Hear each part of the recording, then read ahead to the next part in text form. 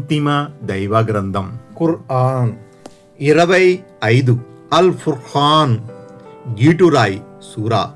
చదవండి, ఆలోచించండి, ఆచరించండి, ఇతరులకు పంచండి.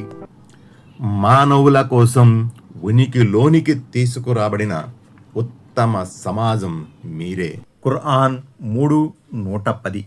ఉత్తమ సమాజ నిర్మాణం కోసం దైవ గ్రంథం ఖుర్ఆన్ గురించి తెలియజేయాల్సిన బాధ్యత మనపై ఉంది. దీనిలో భాగం నా ఈ ప్రయత్నమైన ఛానల్ని సబ్స్క్రైబ్ చేసి మీరు భాగస్వాములు అవ్వండి. ఉత్తమ సమాజ నిర్మాణం మన లక్ష్యం. అఊజు బిల్లాహి మినష్ షైతానిర్ రజీమ్. బిస్మిల్లాహిర్ రహ్మానిర్ రహీమ్. అపార కరుణామయుడు, పరమ కృపాశీలుడు అయిన అల్లాహ్ పేరుతో. ఆయత్ నంబర్ 51. ولو شئنا لبعثنا في كل قرية نذيرا. ఆయత్ నంబర్ 51. మేము కోరుకుంటే ఒక్కో ఊరిలో ఒక్కో హెచ్చరిక చేసేవాడిని పంపి ఉండేవారం. వ్యాఖ్యానం 68. కానీ ఓ ముహమ్మద్, మేమలా చెయ్యలేదు. నిన్నొక్కడినే సమస్త మానవాళి కోసం ప్రవక్తగా హెచ్చరించేవానిగా చేసి పంపాము. ఆయత్ నంబర్ 52. فلا تطع الكافرين وجاهدهم به جهادا كبيرا. ఆయత్ నంబర్ 52. కాబట్టి నువ్వు తిరస్కారుల మాట వినకు. ఖుర్ఆన్ బోధన మూలంగా వారితో గొప్ప పోరాట పటిమను ప్రదర్శిస్తూ ఉండు. వ్యాఖ్యానం 69. ఈ ఖురాన్ ఆధారంగా పోరాడుతూ ఉండు అన్న ఈ ఆయతు మక్కాలో అవతరించింది. అప్పటికింకా ధర్మయుద్ధం జిహాద్ గురించిన ఆదేశాలు రాలేదు. కాబట్టి ఆ ఆయతు భావం ఏమిటంటే, ఖురాన్ ఆదేశాలను, అది నిషేధించిన అంశాలను ప్రజలకు స్పష్టంగా విడమర్చి చెప్పు. విశ్వసించడానికి నిరాకరించిన వారికి ఎదురు కాబోయే దుష్పరిణామాల గురించి నిర్దిష్టంగా హెచ్చరించు. ఆయత్ నంబర్ 53. هو الذي مرج البحرين هذا عذب فرات وهذا ملح أجاج وجعل بينهما برزخا وحجرا محجورا. ఆయత్ నంబర్ 53. రెండు సముద్రాలను పరస్పరం కలిపి ఉంచినవాడు ఆయనే. వాటిలో ఒకటి తీయనిది, రుచికరమైనది, మరొకటి ఉప్పగా, చేదుగా ఉంది. ఆ రెండింటి మధ్య ఒక తెర అడ్డుగోడగా ఉంది. అది వాటిని వేరుగా ఉంచుతుంది. వ్యాఖ్యానం 70. తీయని నీరును ఫురాత్ అంటారు. ఫురాత్ అంటే తీర్చడం, త్రెంచటం అని అర్థం. తీయని నీరు, మంచినీరు దాహం తీరుస్తుంది. చాలా చేదుగా, ఉప్పగా ఉండే నీరును ఉజాజ్గా వ్యవహరిస్తారు. వ్యాఖ్యానం 71. అది రెండు నీటి ప్రవాహాలను కలవనివ్వదు. తీయని నీరు ఉప్పు నీరుగా మారడం, ఉప్పు నీరు తీయని నీరుగా మారడం నిషేధించబడింది అన్న భావంలో కొందరు దీనిని అనువదించారు. మరికొంతమంది వ్యాఖ్యాతలు ఇలా అభిప్రాయపడ్డారు: దేవుడు రెండు రకాల నీళ్లను సృష్టించాడు. ఒకటి తీయని నీరు, రెండు ఉప్పు నీరు. తీయని నీరు కాలువల, నదుల, సెలయేరుల, తటాకాల రూపంలో జనవాసాల మధ్య ఉంటుంది. వాటి ద్వారా మానవుడు తన అవసరాలను తీర్చుకుంటాడు. ఉప్పు నీరు ప్రాక్ పశ్చిమాల వరకు విస్తరించి ఉన్న సువిశాల సముద్రాల్లో ఉంటుంది. భూమండలంలో 4/3 భాగం సముద్ర ప్రాంతం ఉండగా కేవలం 1 భూమిపై మానవుడు మనుగడ సాగిస్తున్నాడని అనబడుతుంది. సముద్రం స్థిరమైనది, అది ప్రవహించదు. కాకపోతే అందులో చలనం ఉంటుంది. అలలు లేచి పడుతుంటాయి. సముద్రపు నీరును దేవుడు ఉప్పు నీరుగా మార్చడంలో ఎన్నో పరమార్థాలు ఉన్నాయి. తీయని నీరు చాలా కాలం ఒక చోట నిలిచి ఉంటే దాని రంగు మారిపోతుంది, కుళ్ళి కంపు కొడుతుంది. కానీ ఉప్పు నీరు నిలిచి ఉన్నప్పటికీ దాని రంగు, రుచి మారవు, అది కుళ్ళిపోదు.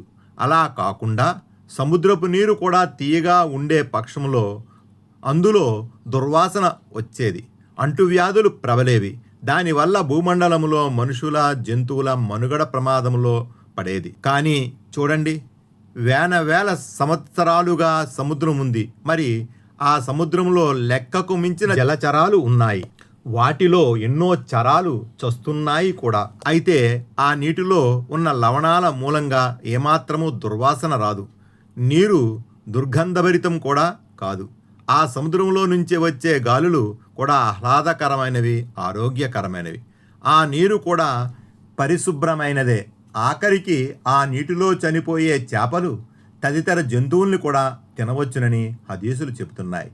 ముఅత్తా, ఇమాం మాలిక్, ఇబ్నే మాజా, అబూ దావుద్, తిర్మిజీ కితాబుత్ తహారా, నసాయి కితాబుల్ మియాహ్, తఫ్సీర్ ఇబ్నే కసీర్. ఆయత్ నంబర్ 54. وهو الذي خلق من الماء بشرا فجعله نسبا وصهرا وكان ربك قديرا.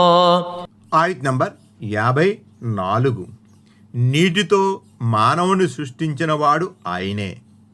ఆ తరువాత అతనికి వంశపారంపర్యాన్ని, అత్తగారి బంధుత్వాన్ని కల్పించాడు.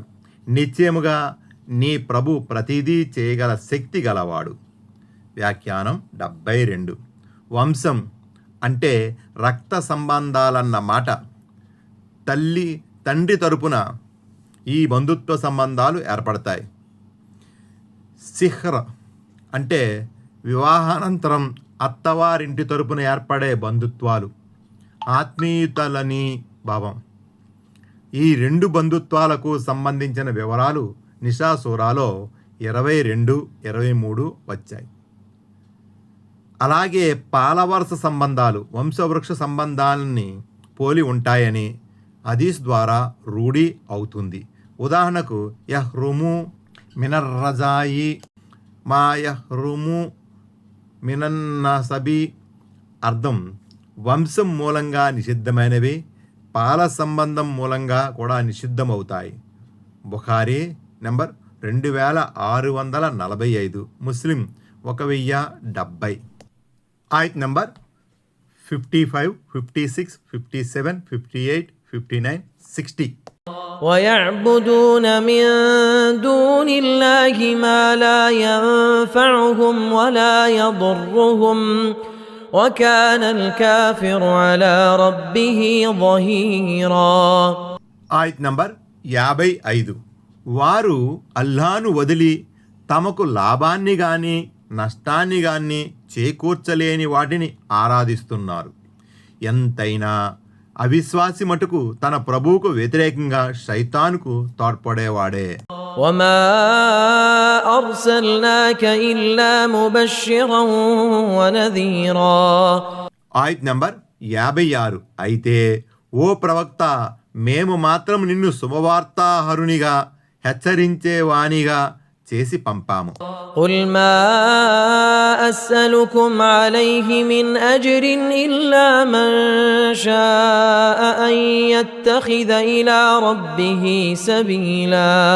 ఆయత్ నంబర్ 57. ఈ ఖురాన్ సందేశాన్ని అందజేసి, నేను మీ నుంచి ఎలాంటి ప్రతిఫలాన్ని అడగడం లేదు, కానీ ఎవరైనా తన ప్రభువు వైపు వెళ్ళే మార్గాన్ని, రుజుమార్గాన్ని అవలంబిస్తే చాలు అని వారికి చెప్పు. వ్యాఖ్యానం 73. అంటే మీరు ప్రభు మార్గాన్ని అవలంబిస్తే నాకు ప్రతిఫలం లభించినట్లేనని భావం. وتوكل على الحي الذي لا يموت وسبح بحمده وكفى به بذنوب عباده خبيرا. ఆయత్ నంబర్ 58. ఎన్నటికీ మరణించనివాడు, నిత్యుడు అయిన అల్లాను నమ్ముకో. స్తోత్ర సమేతంగా ఆయన పవిత్రతను కొనియాడుతూ ఉండు. తన దాసుల పాపాలను గురించి తెలుసుకునేందుకు ఆయన ఒక్కడే చాలు.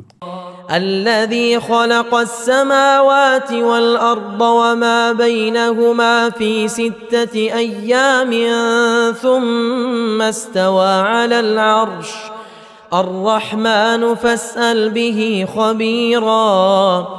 ఆయత్ నంబర్ 59. ఆయనే ఆకాశాలను, భూమిని, వాటి మధ్యనున్న సమస్త వస్తువులను 6 దినాలలో సృష్టించాడు. ఆ తరువాత అధికార పీఠంపై అర్షుపై ఆసీనుడయ్యాడు. ఆయన కరుణామయుడు. కావాలంటే ఆయన వైభవాన్ని గురించి తెలిసిన వానిని అడుగు. وإذا قيل لهم اسجدوا للرحمن قالوا وما الرحمن أنسجد لما تأمرنا وزادهم نفورا. ఆయత్ నంబర్ 60. కరుణామయునికి సాష్టాంగపడండి అని వారితో అన్నప్పుడు కరుణామయుడంటే ఏమిటి, ఆయనెవడు, నువ్వు ఆజ్ఞాపించిన వానికి మేము సాష్టాంగపడాలా అని వారంటారు. ఇది ఈ ధర్మబోధ వారి ద్వేషాన్ని మరింత అధికం చేసింది. వ్యాఖ్యానం 74. రహ్మాన్, రహీం అనేవి అల్లాహ్ గుణాలు. అవి ఆయన శుభనామాలలోనివి కూడా కావు. అయితే అజ్ఞాన కాలంలో అరబ్బులకు అల్లాహకు చెందిన ఆ పేర్ల గురించి తెలియదు. ఉదాహరణకు హుదైబియా ఒడంబడిక సందర్భంగా ఒప్పంద పత్రానికి ఆరంభంలో బిస్మిల్లాహిర్ రహ్మానిర్ రహీం అని దైవ ప్రవక్త సల్లల్లాహు అలైహి వసల్లం రాయించినప్పుడు ఈ రహ్మాన్ రహీం ఎవరో మాకు తెలియదు అని మక్కా ముష్రికులు తెగేసి చెప్పారు. బిస్మికల్లాహుమ్మ అని వ్రాయమని పట్టుబట్టారు. సీరత్ ఇబ్నే హిషామ్ 2/317. బనీ ఇస్రాయిల్ సూరా 110 అర్రాద్ 30లలో కూడా ఈ రహ్మాన్ ప్రస్తావన వచ్చినప్పుడు వారు తడబడేవారని, సజ్దా చేయడానికి వెనుకాడేవారని ఉంది. ఆయత్ నంబర్ 61. تبارك الذي جعل في السماء بروجا وجعل فيها سراجا وقمرا منيرا. ఆయత్ నంబర్ 61. ఆకాశంలో బురుజులను నిర్మించి అందులో ప్రజ్వలమైన దీపాన్ని, కాంతిమంతమైన చంద్రుని ఆవిష్కరించిన వాడు శుభకరుడు. వ్యాఖ్యానం 75. సలఫ్ల వ్యాఖ్యాన ప్రకారం బురుజులు అంటే ఆకాశంలోని పెద్ద పెద్ద నక్షత్రాలని భావం. ఆ తరువాతి కాలంలో వ్యాఖ్యాతలు మాత్రం ఖగోళ శాస్త్రజ్ఞులు సూచించిన రాసులే ఈ బురుజులని భావించారు. ఈ బురుజులు మొత్తం 12. అవేమంటే 1 హమల్, 2 సౌర్, 3 జౌజా, 4 సర్తాన్, 5 అసద్, 6 సుంబుల, 7 మీజాన్, 8 అక్రబ్, 9 హౌస్, 10 జదీ, 11 దల్వున్, 12 హూత్. తెలుగులో 1 మేషం, 2 వృషభం, 3 మిథునం, 4 కర్కాటకం, 5 సింహం, 6 కన్య, 7 తుల, 8 వృశ్చికం, 9 ధనుస్సు, 10 మకరం, 11 కుంభం, 12 మీనం. ఈ రాసులు 7 పెద్ద గ్రహాలకు మజిలీలు. ఆ గ్రహాల పేర్లు ఇవి: 1 మిర్రీక్, 2 జుహ్రా, 3 అతారుద్, 4 ఖమర్, 5 షమ్స్, 6 ముస్తరి, 7 జుహల్. ఈ గ్రహాలు ఆ బురుజులను తమ నిలయాలుగా వాడుకుంటాయి. ఐసరుత్త ఫాసీర్. ఆయత్ నంబర్ 62. وهو الذي جعل الليل والنهار خلفة لمن أراد أن يذكر أو أراد شكورا. ఆయత్ నంబర్ 62. ఆయనే రేయింబవళ్లను ఒకదాని వెనుక ఒకటి వచ్చేలా చేశాడు. ఇదంతా గుణపాఠం నేర్చుకునే వాని కోసం లేదా కృతజ్ఞతాపూర్వకంగా మసులుకోదలచిన వాని కోసం చేయబడింది. వ్యాఖ్యానం 76. రాత్రి పోగానే పగలు వస్తుంది, పగలు పోగానే రాత్రి ఏతించుతుంది. రెండూ ఒకేసారి రావు, ఒకదాని వెనుక ఒకటి. ఇవి రావటంలో గల పరమార్థాలు ఎవరికీ తెలియనివి కావు. కొందరు ఖిల్ఫతన్ అన్న పదాన్ని పరస్పరం వ్యతిరేకం అన్న అర్థంలో తీసుకున్నారు. అంటే రాత్రి చీకటిగా ఉండి పగలు వెలుతురుగా ఉంటుందన్న మాట. ఆయత్ నంబర్ 63. وعباد الرحمن الذين يمشون على الأرض هونا وعباد الرحمن الذين يمشون على الأرض هونا وإذا خاطبهم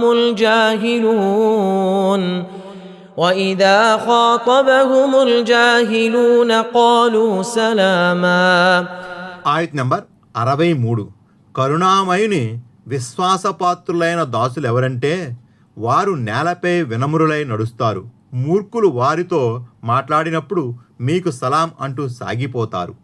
వ్యాఖ్యానం 77.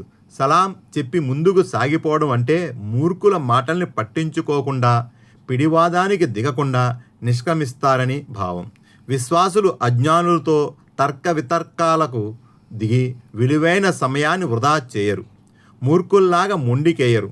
పైగా అలాంటి సందర్భాలలో నింపాదిగా హుందాగా వ్యవహరిస్తూ అక్కడి నుంచి తప్పుకుంటారు. ఆయత్ నంబర్ 64-65. والذين يبيتون لربهم سجدا وقياما. ఆయత్ నంబర్ 64. వారు తమ ప్రభు సన్నిధిలో సాష్టాంగపడుతూ నిలబడుతూ రాత్రులు గడుపుతారు. والذين يقولون ربنا اصرف عنا عذاب جهنم إن عذابها كان غراما. ఆయత్ నంబర్ 65. వారిలా ప్రార్థిస్తూ ఉంటారు, మా ప్రభు మాపై నుంచి నరక శిక్షను తొలగించు, ఎందుకంటే ఆ శిక్ష ఎన్నటికీ వీడనిది. వ్యాఖ్యానం 78. దీన్ని బట్టి అవగతమయ్యేది ఏమిటంటే కరుణామయిని సిసలైన దాసులు రాత్రిపూట దైవారాధనలో గడపడమే కాకుండా దైవానికి భయపడుతూ ఉంటారు. నరకయాతన నుంచి నిరంతరం దేవుని శరణు కోరుతూ ఉంటారు. కనుక మనిషి దైవారాధన చేస్తూ దైవ విధేయత కనబరుస్తూ కూడా దేవుడు తనను నిలదీస్తాడన్న విషయం పట్ల నిర్భయంగా నిశ్చింతగా ఉండరాదు.